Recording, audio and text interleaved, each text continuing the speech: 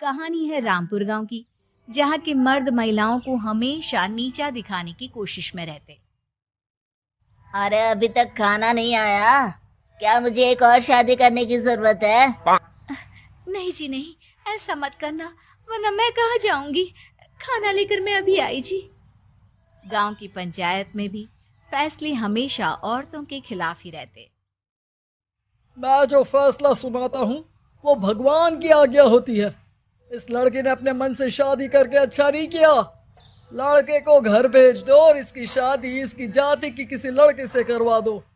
लेकिन ये लड़के, इसे तो गांव के बाहर निकाल दो। नहीं नहीं जमींदार साहब, ये क्या बोल रहे हैं? ऐसा नहीं हो सकता। मेरी बेटी मासूम है, इसे अच्छे बुरे की समझ नहीं है। अरे कहाँ जाएगी ये बेचारी? कहाँ जाएगी? इतनी चिंता है तो पूरे परिवार का गांव निकाला कर देते हैं। बेचारे पूरे बसे बसाए परिवार को गांव छोड़ना पड़ता है।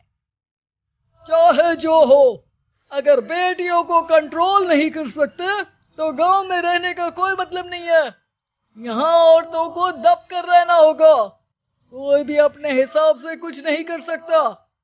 सब ईश्वर की मर्जी से ही होगा।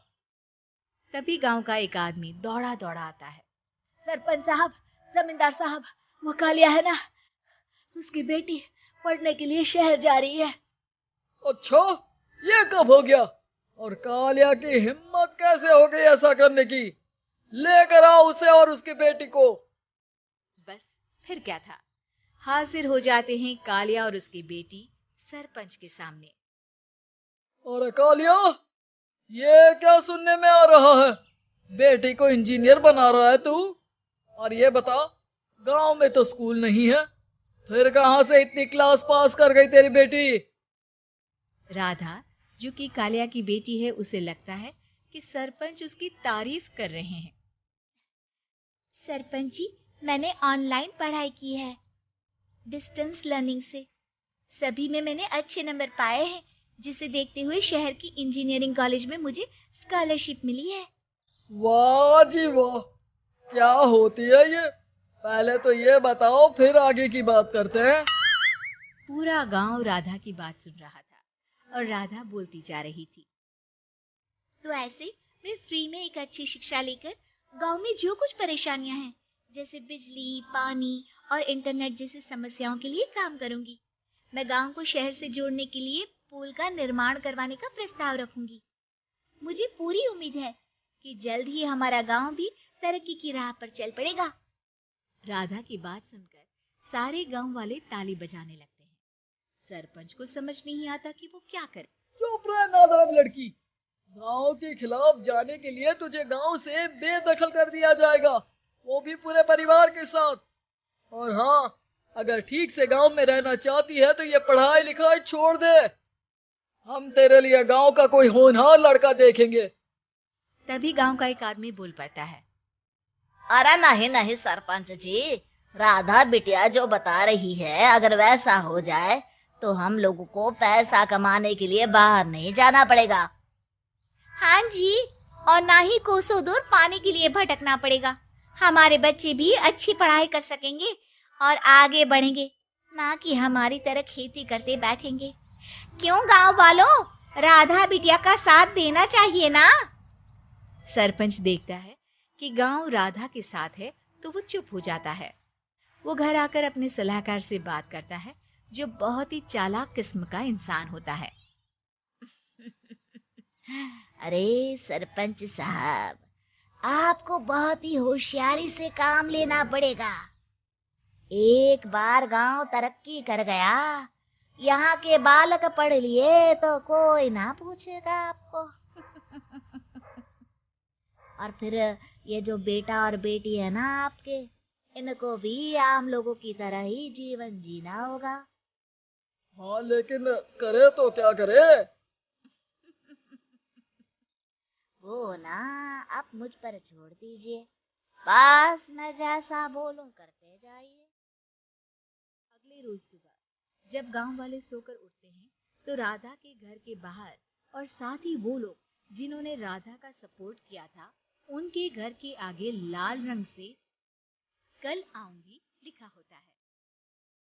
कल आऊंगी, यह क्या होता है?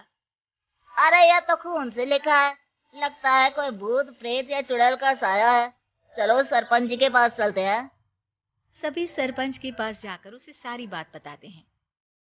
अरे ये तो बड़ी मुश्किल की बात है। चलो मैं एक बाबा को जानता हूँ, उन्हें बुला लेता हूँ।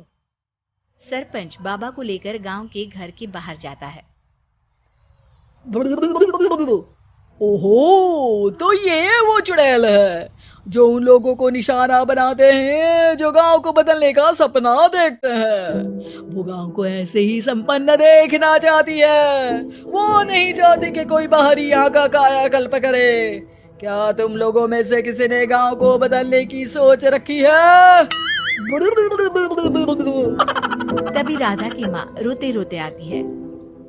मेरी राधा घर से गायब हो गई है। अरे कोई तो बचाओ, मेरी बच्ची कहाँ गई?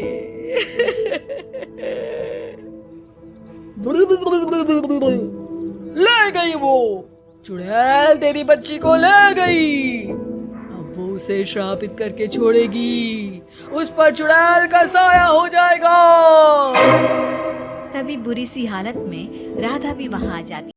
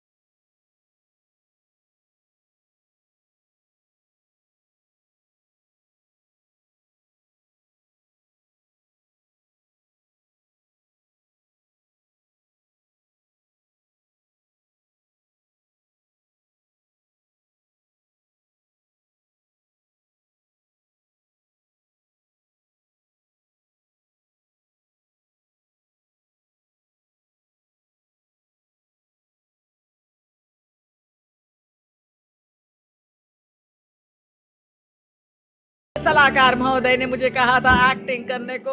अब वो मुझे पैसे देने वाले हैं। अब मुझे माफ कर दो। गलती हो गई, मुझे माफ कर दो। तभी वहां राधा आ जाती है। देखा सरपंच जी, जब गांव के बच्चे साक्षर होंगे तो आप जैसे लोगों की चालाकी नहीं चलेगी।